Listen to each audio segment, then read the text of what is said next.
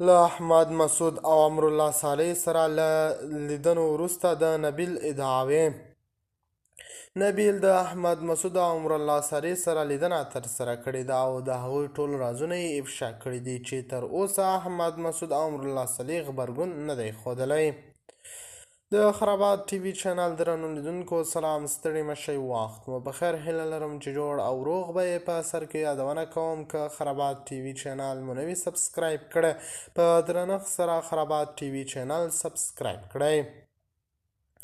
د افغانستان د ملي امنیت پخوانی لوی رئیس رحمت الله نبیل په یوه تازه مرکه کې د ملي مقاومت جبهې په نوم د طالبانو خلاف د یوې وسلوالې ډلې له مشر احمد مسعود او د هغه د متحد امرالله صالح سره د خپلو وروستیو لیدنو په اړه یو شمېر ادعاوې کړي دي.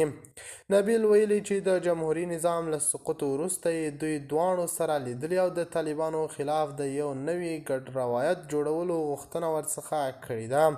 د ده په وینا له لیدنو وروسته ورته معلومات رسېدلي چې دوی دواړو یو مشخصې سیمې، اشاره یې پنجشیر ته ده، پورې د طالبانو ضد مقاومت د محدود ساتلو خبره کړې او ده ته یې مثبت ځواب نه دی ورکړی.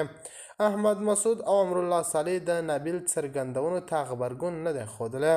تر دې مخکې هم دوی او ملي مقاومت جبهې په قومي او سمتي چلند تورن شوی او ویل شوي چې په دغه ډله کې له پنجشیر پرته د نورو سیمو خلک نشته.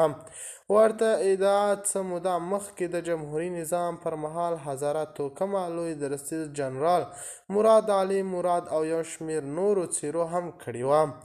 د خرابات ټي وي چینل درنو لیدونکو، دا و زموږ ته د مهال چمتو کړی خبر.